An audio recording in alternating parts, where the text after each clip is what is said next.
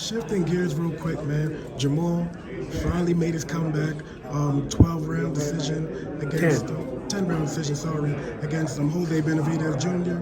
How did you feel he looked in there, man? I feel it looked great, man. I mean, for a man to be off almost 3 years, and to come back, the best thing that could have happened was it went to 10 rounds, the 10-round distance. First time I've ever not trained a fighter to go for a knockout.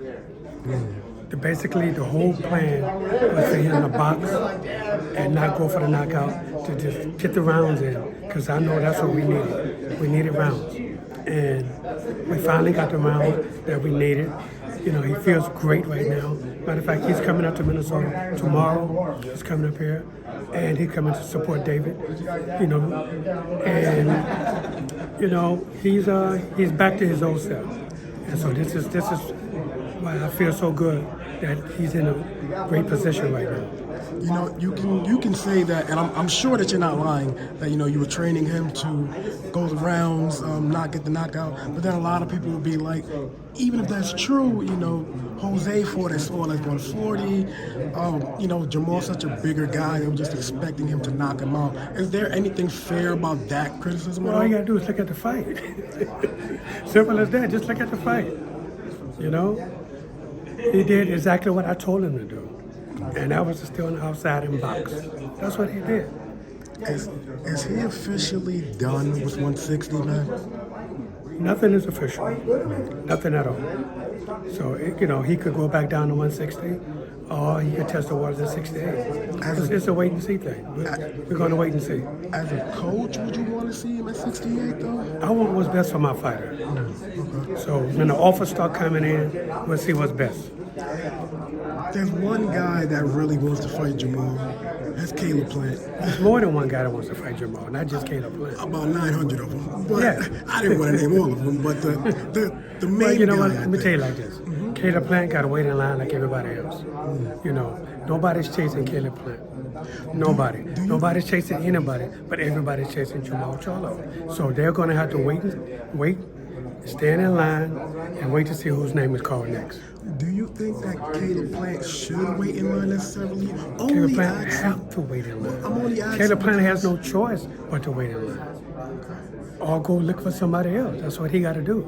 He go out to wait and see whose name is called. And who makes that decision? Al Haymon. For sure.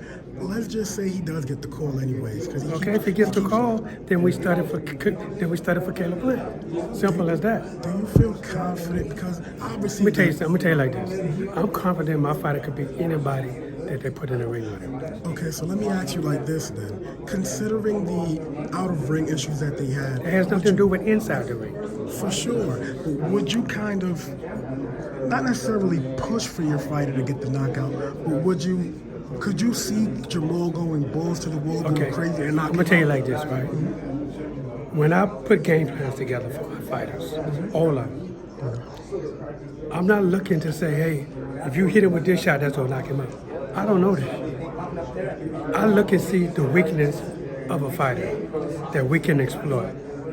If we knock him out, you know what? We're gonna be happy. But if we don't, we're gonna be happy. As long as we get the W, that's all that counts. I don't teach fighters to go in and try to knock somebody out. That's stupid. To me, that's stupid. Why would you teach a guy to try to knock somebody out when he gets in there, right, and the knockout don't come? What's going to happen to him? He's wasted all his energy to try to knock somebody out, and he didn't do it. Then you know what? He comes back to me, hey, man, I don't have enough gas to finish the 12 rounds. I train my guys for 12 hard rounds. If a knockout happens, you know what? It happens. Simple. In terms of, and both fighters are very, very good, but who do you think would give Jamal a tougher fight in the ring between Caleb Plant and Carlos Adames?